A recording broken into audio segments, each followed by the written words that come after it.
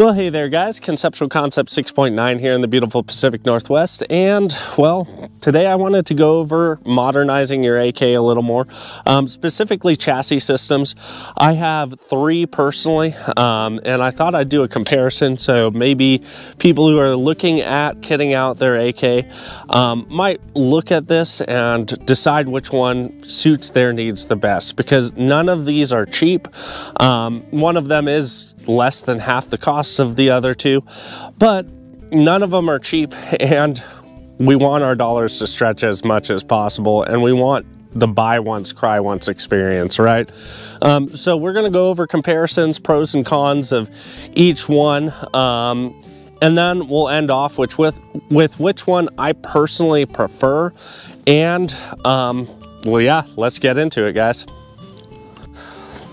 So let's go ahead and start with the chassis system I have the most experience behind, the most time behind, most rounds behind, which is the Zenitco Sport 1 kit with the B33 dust cover. I'm nearing 8,000 rounds on this. It has held up incredibly well. It has held zero with this ACOG. I've made hits out to fairly extended distances for a 7.62 by 39 AK.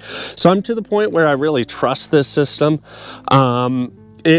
It just does what you want it to do. The downside to this, unfortunately, is that Zenitco is sanctioned in the United States. So unless you want to do some super shady, sneaky shit and get past customs, which I do not recommend you do for legal reasons, but unless you want to do that, you're not going to get this for a cheap price. Most of it is already in the country. Some of it has already been fitted. So thankfully, the Turks, as they do, they copy most everything they think they can make a profit on. Barwarus has made a pretty faithful one-to-one clone of this, and it's still available in the United States. So I'll post a link down below to their website if you're looking at getting a handguard kit and something dust cover like the B33. Only downside is it won't have Cyrillic. But let's get into the features of this. The Sport 1 kit is incredibly light. Actually, the upper and lower handguard, if I remember correctly, is lighter than a polymer handguard system, just standalone on an AK. So incredibly light. It's very, very thin. It reminds me of a lot of modern AR handguards where you can really get a solid purchase on this. So I really like that a lot. Makes it a little more wieldy, a little less girthy. I know some of you guys like girth, rock on, but for me, I like things a little slimmer. But yeah, it definitely is thinner. Moving on.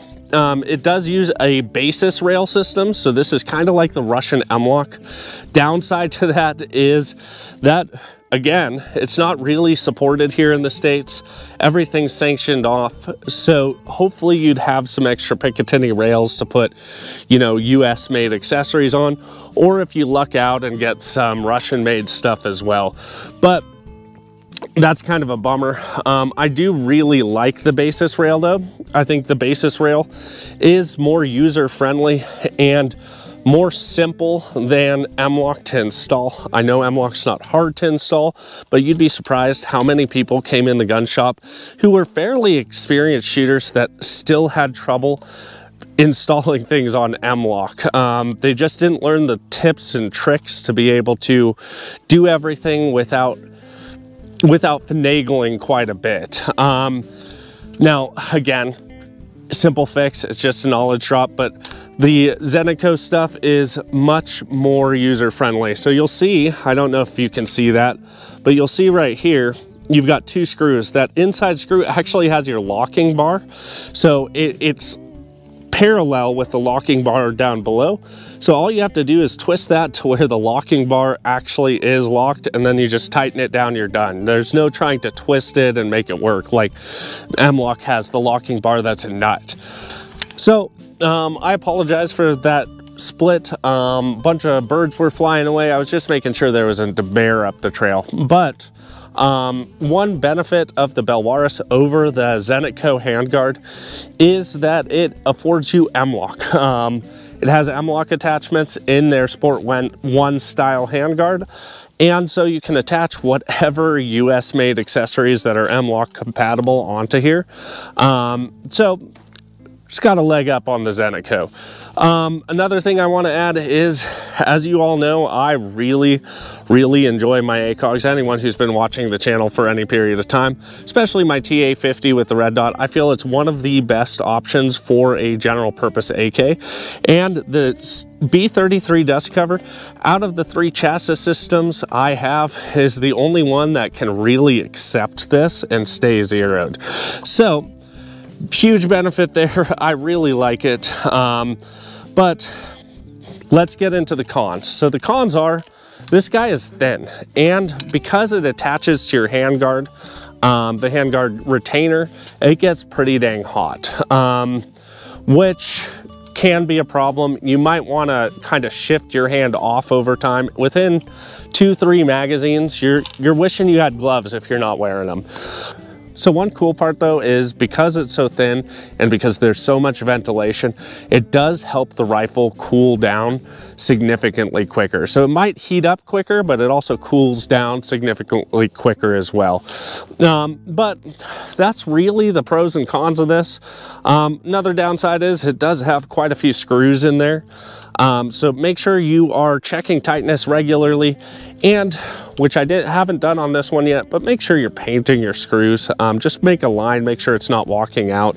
It's a nice visual representation of how your screws are doing. So it's easy to check. So one more downside of this, I just wanted to mention, even the Barwarus are fairly expensive. So the Barwarus, if you want the thick, chunky quad rail handguard with the dust cover, you're looking at roughly $550. And if you want the Sport 1 kit kind of style, very sleek, sexy, all that good stuff, you're looking at closer to $750. So it is fairly expensive, but I really enjoy this system. I can't recommend it highly enough. All right, so now let's get into the one I have the second most experience on, which is the TDI X47 chassis. It is a pretty rad chassis. I bought it initially to finish off this Palmetto State Armory AK-102 review. I was planning to hit 1,000 rounds, but RIP, this guy was riddled with nothing but issues. I'm waiting for the return label on that, and hopefully it'll get fixed with warranty. We'll see. I'll post an update review on this later. But while the AK-102 did not do well, the TDI chassis actually did incredibly well. I initially bought it because of the vibes. I don't know if you've seen the Billy Mays meme. Billy Mays goes to GWAT, but it shows a soldier using a TDI chassis on an AMD 65. It's a serious vibe. I'll try and post the picture somewhere here. But it is a very solid system. I'm really enjoying it. This is one of those rare cases where I actually didn't like the feel of it when I got it. And it grew on me. I really started to enjoy it. I really started to see the merits of the TDI chassis as shooting went along. Again, only 670 rounds, but I found this quad rail. It's fairly dehorned, so it's not gonna like tear at your hands over time.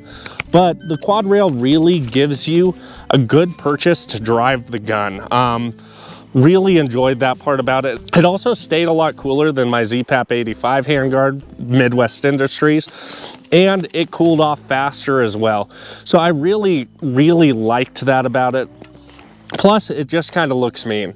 So another huge benefit is these rails are incredibly solid, and it requires no alteration to your firearm to mount this. You just remove your handguard, install this sucker, you're good to go. I would recommend paint lining the screws again, but past that, it's really good to go. Downside to the handguard system is it doesn't extend all the way. Definitely something to consider, especially if you're running night vision kind of equipment. If you're running a light, it's not as significant, but you can also worry about resting your barrel on barricades, having a significant amount of barrel deflection. Now this is using the handguard retainer. I don't know if you can see that.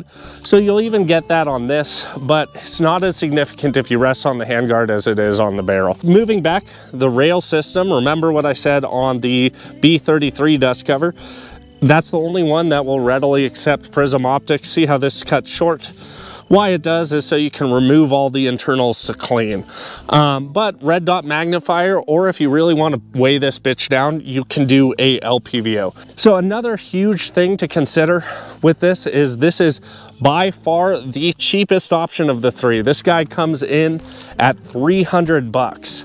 To modernize your AK to be able to mount lights, lasers, can openers, LPVOs, red dots, magnifiers, everything. I actually can't recommend this enough. I really think this is the new Ultimac. I know Ultimac guys will say, oh no, Ultimac's like 110 bucks. Yes, it is. But it does not give you rail space to mount any magnification behind, which I think magnification is a must on a serious, like, end of days rifle. And it also only gives you one Picatinny rail. So if you want to mount all the accoutrements, all the super cool whiz-bang doodad stuff, gonna be kind of troublesome with that, as well as it replaces the gas tube. It gets very, very hot. So a lot of people will do like an Ultimac gas tube and like a side rail if you want to do something like that. Can definitely do that, but then you're getting into the weight and cost of just this chassis system alone. This is a buy once, cry once. You get everything you need, nothing you don't. I actually really like this. I'd recommend it highly to my followers. If you can get one and you're looking to modernize your AK, but you don't want to spend $700-800 bucks to do it, buy one of these guys. It'll serve you really well. One thing I do want to note though is that you can't move your gas tube lever all the way down to the detent. Most AKs that's not a problem, but this Palmetto actually has side-to-side play on the gas tube lever, so it's so loose that it just wants to kind of walk out, and that's a serious problem. And for this AK, it just kind of bounces around. It hasn't really impeded any or caused any failure to feed. All the malfunctions were extraction related, so I'm not going to blame that, but there's that. So if you have a loose gas tube lever, probably don't do this. Do something else. But really cool system.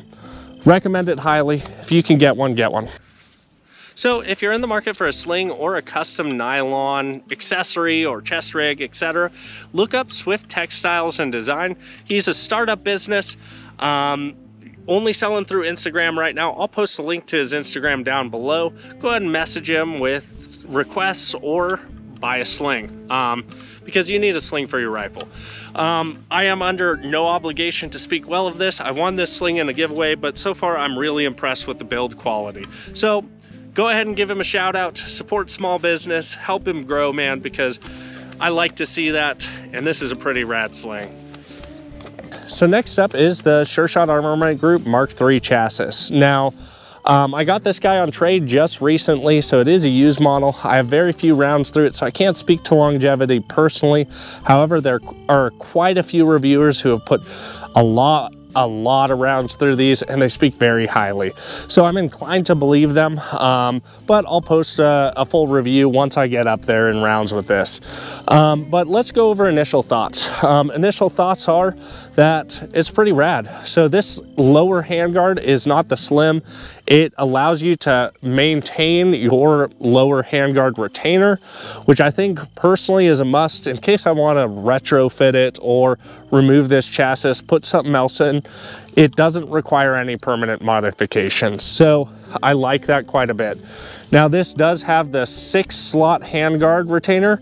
Most people do the 5, so it comes behind the threads on these 100 series guns, but I got the 6 because that's what I traded for, right? Nice part is it will nestle a 1.5-inch can, or in this case a flash hider, fairly well. And really the handguard feels a lot like those Aero Precision suppressor ready handguards. It's girthy, but it's fairly round. It's easy to get your hands around. So I really like that. One of the benefits of the Sureshot chassis versus the other two I showed is this is a true free float system past the rear sight block. It actually screws in, adds tension to the rear sight block, and nothing is touching the barrel moving forward. So a lot of people have said it does increase accuracy. Not sure on that, but at the very least, it does keep a lot cooler than the other two systems under sustained fire. So I really like that part about it. It does provide you with plenty of M-lock slots to go pretty ham with accessories. You'll see that I just have a flashlight here, and that's because this is a thick bitch. It's pretty heavy. It's lighter than the quad rail Zenitco setups, but it is much heavier than the Sport 1 kit I have. Moving back, this is all one piece. The top is all one piece of machined aluminum all the way back to here. So pretty rigid, pretty solid, but the downside to that is you can't run a prism optic again. The rear dust cover is actually a separate piece. Let's see if we can cut in here. And if you want to get it tight, it never lines up quite perfectly. You can see that the actual machining lines are not exact between the back half and the front. Who cares? I wanted it to fit tight.